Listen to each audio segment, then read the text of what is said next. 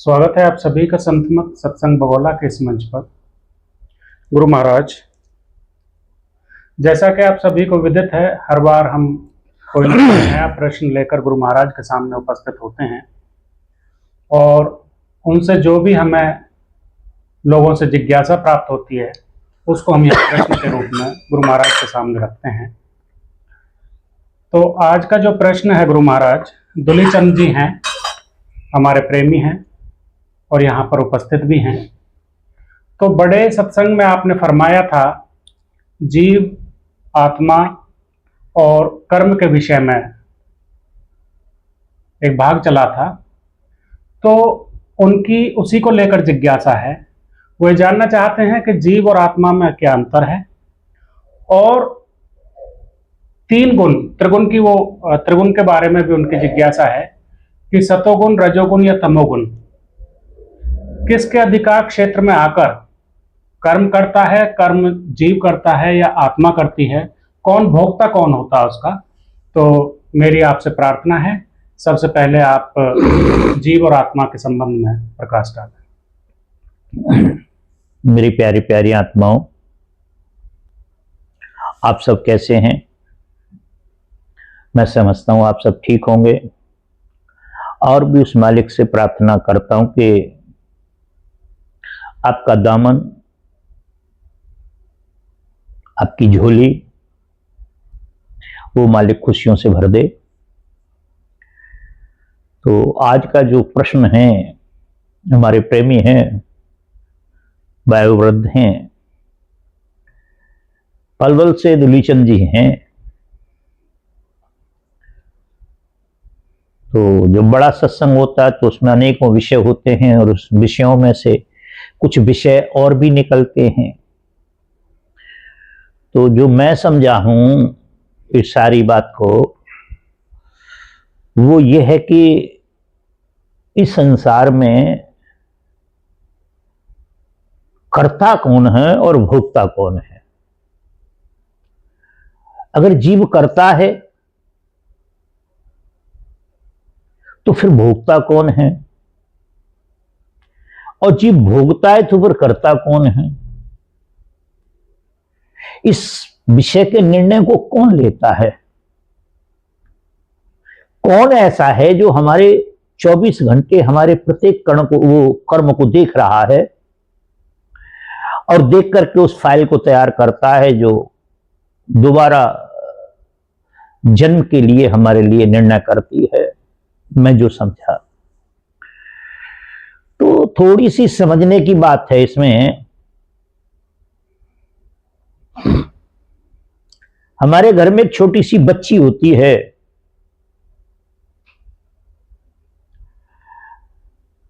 तो जब बच्ची होती है वो उसको विशेष अज्ञान होता है और हम भी उसे जब चाहे, जहां चाहे, जिस तरफ से उठा लेते हैं, कोई संकोच नहीं करते। जब वो तरुण होती है, युवावस्था में आती है, तब भी वो लड़की होती है, फिर उसको हर जगह से हम टच नहीं कर सकते और हर तरह से उठा नहीं सकते, चाहे उसके भाई हैं, पिता हैं, कोई भी हैं। जब उसकी शादी हो जाती है तो फिर उसका जो अब का खिताब था वो समाप्त हो जाता है। बेटी वाला जो खिताब था वो समाप्त हो गया, अब उसके ऊपर पत्नी वाला टैग लग गया। और भी वो जब वृद्ध होती है तो अधेड़ उम्र का वो लग जाता, फिर वो 70 की, 100 की हो जाती है, तो फिर वो सबकी माता हो जाती है। जब वो 2 साल की बच्ची थी तब वो क्या थी? तब भी औरत ही थी। वो प्रकृति ने जो उसका निर्माण किया, उसकी बॉडी का जो निर्माण किया, वो औरत वाला किया। उसके सारे अंग औरत वाले थे, हार्मोन्स उसके औरत वाले थे, और उसके सोचने समझने की जो वो क्या हुई, तब भी औरत ही थी वो। जब 40 और 50 के बीच में आई तब भी वो औरत ही थी, और जब वो 100 साल को क्रॉस कर गई तब भी वो औरत ही थी। केवल उसके नाम चेंज हुए, उसकी उपाधियां चेंज हुई, उसका टैग चेंज हुआ। 2 साल की थी तब हम उसे बहुत बच्ची कहते थे, मगर वो जब तरुण हो गई, जवान हो गई, तो हम उसे बच्ची नहीं कहते थे, उसे और कोई नाम दे देते थे। मगर वो दूसरी जगह गई जब शादी होकर के बंधन में बंद करके, तब उसे हमने पत्नी कहा, फिर वो मां कहलाई, उसके बाद वो दादी कहलाई, और वही औरत आगे जाकर के अम्मा के नाम से मशहूर हो गई, मां के नाम से मशहूर हो गई, क्योंकि वो परदादी बन गई। अच्छा, इसमें क्या चेंज हुआ? उस बच्ची का कोई नाक काट ली हमने, कोई कान काट लिया, कोई जीभ निकाल ली, कोई आंख फोड़ दी, या कोई एक्स्ट्रा आंख लगा दी हमने उसमें? नहीं, ये सारी की सारी सारे के सारे नाम उसके अवस्था के नाम थे। वह पहले भी लड़की थी, बाद में भी लड़की थी, शादी होने के बाद भी लड़की थी। वो जब भी थी पैदाइश ही एक औरत थी। परमेश्वर ने उसे औरत बना के भेजा, उसके नाम चेंज कर दिया अलग अलग। तो इसी बात को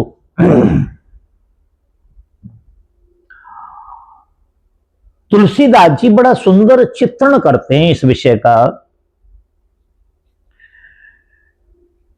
कि कौन भोगता है, कौन करता है, क्यों करता है, कोई कराता है।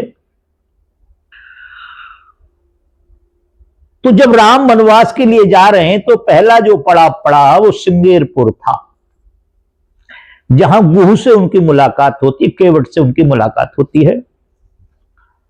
तो रात्रि में राम और सीता विश्राम करते हैं, लक्ष्मण और गुह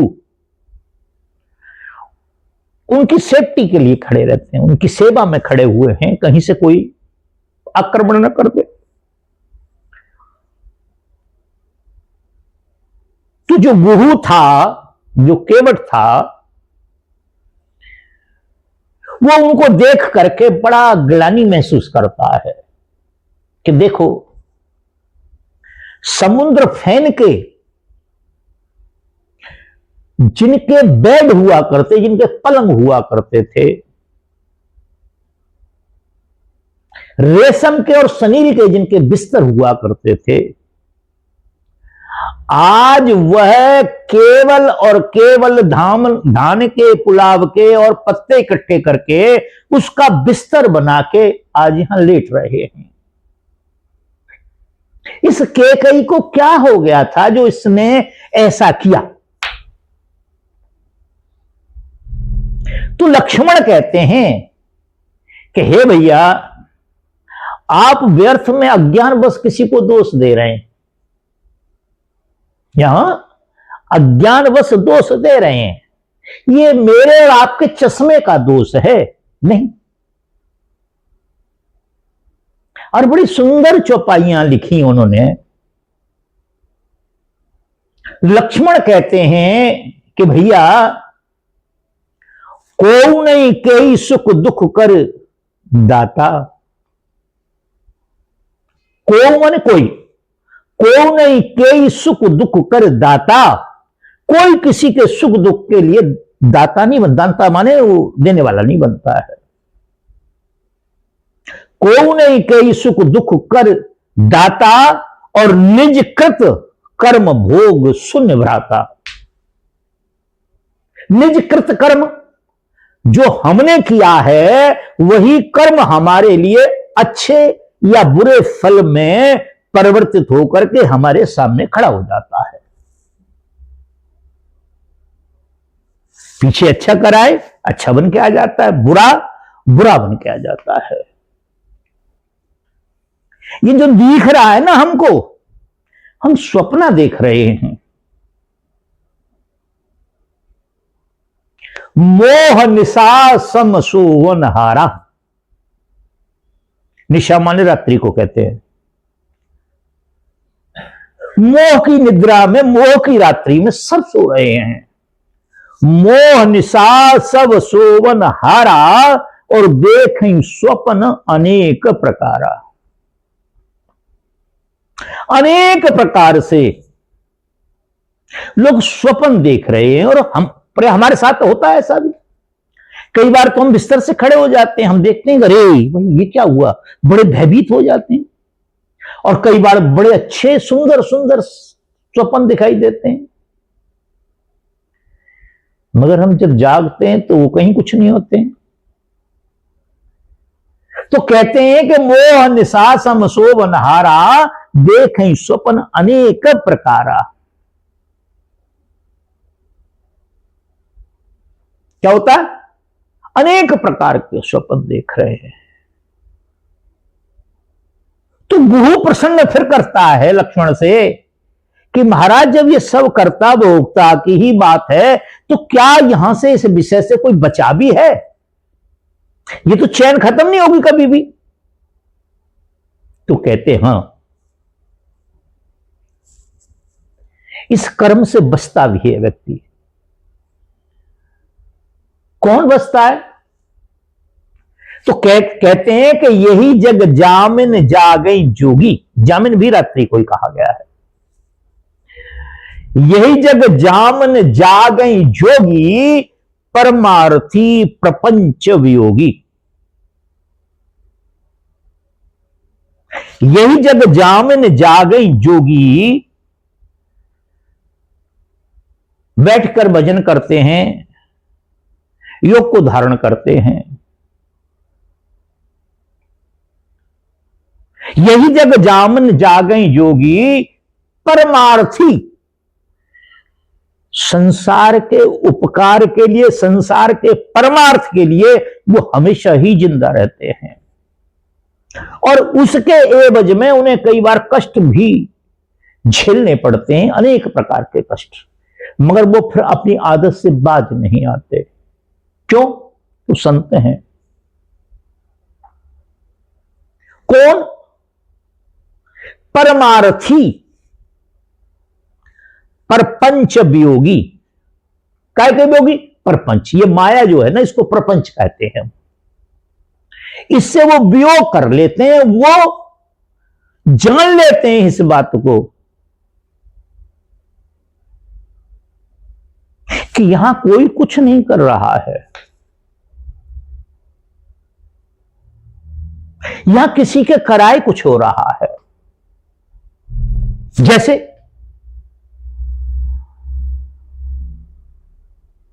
जब राम ऋषमुख पर्वत पे जाते हैं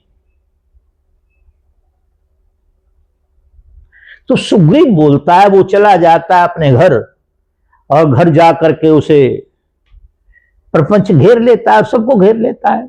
जैसी जगह पे जाएंगे वैसा माहौल बन जाता है। तो आकर के विनम्रता से क्षमा याचना मांगता है। तो राम कहते हैं तुमको यार याद ही नहीं रही इस बार ये बात, मालिक की याद रखनी चाहिए। तो कहते हैं सुग्रीव कि यह सब कारण से ना हुई, यह सब कारण से नहीं होता है। करने के लिए तो दुनिया सुबह से शाम तक कर रही है और सब फायदे के लिए कर रहे हैं, लॉस के लिए कोई कुछ नहीं कर रहा, सब प्रशंसा के लिए कर रहे हैं।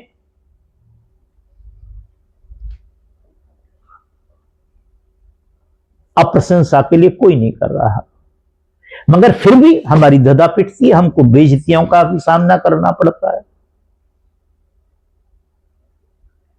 तो यह सब कारण से ना होई, तो कहते फिर बोले तुम्हारी कृपा पावे कोई कोई। है, जैसे मैंने कहा कि एक बच्ची, फिर वो जवान हुई, फिर वो स्त्री बनी, क्या है? वो एक नारी की अवस्था है। इसी प्रकार से इस जीवात्मा का, आत्मा का, सुरत का, पवित्र आत्मा का एक ही स्वरूप है। ये एक ही स्वरूप है। मगर विद्वान लोगों ने, ज्ञानी लोगों ने इसको जगह जगह में बांध दिया। आत्मा, जीवात्मा, पवित्र आत्मा, दूषित आत्मा, गंदी आत्मा। मगर ये आत्मा जो है, इसको वेद में निर्लेप कहा गया है। क्या कहा गया है? निर्लेप। ये किसी में लिपायमान नहीं होती, किसी में मिक्स नहीं होती है। ये संसार की कोई वस्तु नहीं है जो इसमें मिक्स हो जाए या उसमें ये मिक्स हो जाए। जैसे गीता के अंदर कृष्ण उपदेश करते हैं और लक्ष्य, वो क्या नाम है, अर्जुन बारंबार प्रश्न करता है